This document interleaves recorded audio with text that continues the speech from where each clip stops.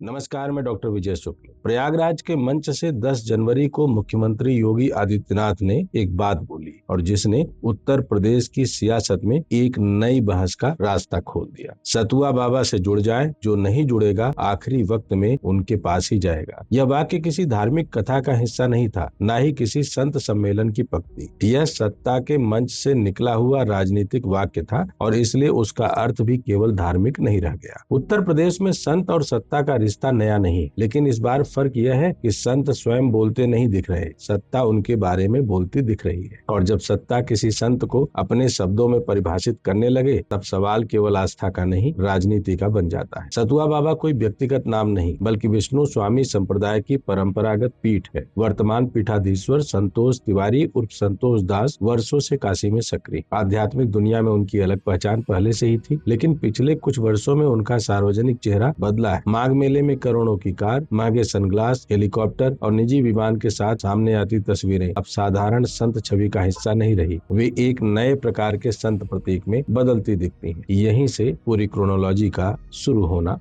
दिखता है। माघ मेला 2025 प्रशासनिक रिकॉर्ड बताते हैं कि सतुआ बाबा के आश्रम को सबसे अधिक भूमि आवंटित की गई। माघ मेला 2026 प्रशासनिक रिकॉर्ड बताते हैं कि सतुआ बाबा के आश्रम को सबसे अधिक भूमि आवंटित की गई। यह आवंटन नियमों के भीतर था या नहीं, यह प्रशासनिक फाइलों का विषय हो सकता है, लेकिन राजनीतिक सवाल यह है कि जब दर्जनों अखाड़े और परंपरागत संत संस्थान मौजूद हैं, तो यह प्राथमिकता क्यों बनी। इसके कुछ ही दिनों बाद प्रयागराज के जिलाधिकारी की तस्वीर सामने आती है। वे आश्रम में जमीन पर बैठकर रोटियां सेकते दिखाई देते हैं। यह दृश्य धार्मिक श्रद्धा के रूप में देखा जा सकता है, लेकिन प्रशासनिक दृष्टि से यह दृश्य एक असहज प्रश्न छोड़ जाता है, क्योंकि डीएम किसी निजी श्रद्धालु के रूप में नहीं, बल्कि राज्य के प्रतिनिधि के रूप में दिखाई दे रहे हैं। यहीं से सत्ता के भीतर पहला असंतुलन पैदा होता है। डिप्टी सीएम केशव प्रसाद मौर्य प्रयागराज पहुंचते हैं और सार्वजनिक रूप से कहते हैं कि डीएम को आश्रम में रोटियां नहीं सेकनी चाहिए थी, उन्हें फील्ड में काम करना चाहिए था। यह टिप्पणी केवल एक अधिकारी को लेकर नहीं थी, यह सत्ता के भीतर संत सत्ता समीकरण की सीमा रेखा खींचने जैसा था। यहाँ से सवाल उठता है, क्या यह योगी और केशव मौर्य के बीच शक्ति संघर्ष है या यह दो राजनीतिक संस्कृतियों का टकराव। योगी आदित्यनाथ की राजनीति संत परंपरा से निकलती है। मठ, पीठ, अखाड़ा, संन्यास और सांस्कृतिक राष्ट्रवाद उनकी राजनीति की आत्मा है। उनके लिए संत केवल धार्मिक नहीं, सांस्कृतिक नेतृत्व भी। केशव मौर्य की राजनीति संगठन से निकलती है। सामाजिक न्याय, पिछड़ा वर्ग, पार्टी संरचना और प्रशासनिक संतुलन उनकी राजनीति का अधिकार। उनके लिए संत आस्था का विषय है, सत्ता का नहीं। यहीं से टकराव व्यक्तियों का नहीं, दृष्टियों का बनता है। सतुआ बाबा इसी टकराव के केंद्र में आ खड़े होते हैं। योगी उन्हें मंच से आखिरी वक्त का सहारा कहते हैं। यह केवल धार्मिक वाक्य नहीं है, यह एक राजनीतिक संकेत है कि सत्ता उन्हें सांस्कृतिक मार्गदर्शक के रूप में देख रही है। केशव मौर्य प्रशासनिक अनुशासन की याद दिलाते हैं। यह संकेत है कि सत्ता और संत के बीच दूरी बनी रहनी चाहिए।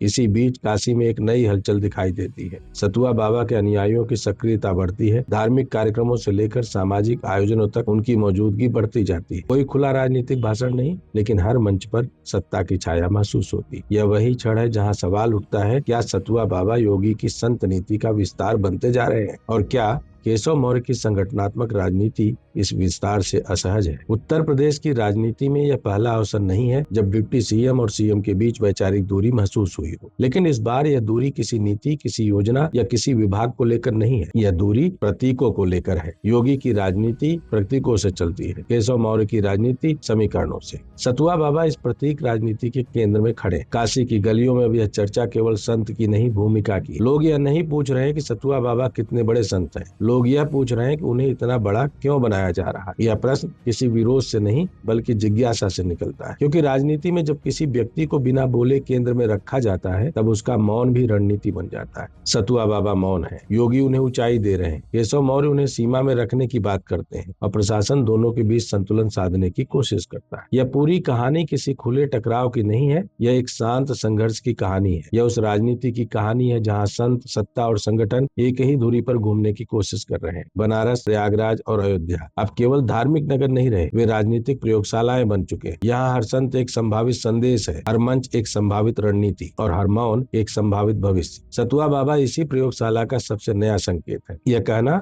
अभी जल्दबाजी होगी कि योगी की संत नीति के आगे केशव मौर्य की रणनीति दब रही है। यह कहना भी जल्दबाजी होगी कि यह केवल प्रशासनिक असहमति थी। सच शायद इन दोनों के बीच कहीं खड़ा। यह सत्ता के भीतर संतुलन की पुनर्रचना है। यह उस राजनीति का संकेत है जहाँ धर्म अब केवल आस्था नहीं भाषा बन चुका है, जहाँ संत अब केवल साधक नहीं प्रतीक बन चुके हैं और जहाँ सत्ता अब केवल शासन नहीं सांस्कृतिक निर्देशन बन चुकी है। इस पूरी कहानी में सबसे महत्वपूर्ण बात यह नहीं है कि सतुआ बाबा कौन है, सबसे महत्वपूर्ण बात यह है कि सत्ता उन्हें किस रूप में देख रही है। और लोकतंत्र में यही सवाल सबसे बड़ा होता है, क्योंकि श्रद्धा निजी हो सकती है लेकिन सत्ता का झुकाव हमेशा सार्वजनिक सवाल है और हमारा काम उसी सवाल को दर्ज करना होता है, बिना फैसला सुनाए लेकिन बिना झुके। अगर आपको लगता है कि सतुआ बाबा के जरिए योगी आदित्यनाथ उप मुख्यमंत्री केशव मौर्य को कुछ समझाने का संकेत दे रहे हैं तो अपनी राय जरूर रखिए, वरना संत नीति है और सत्ता नीति है, दोनों को चलते रहने दीजिए। जय हिंद, जय भारत, वंदे मातरम।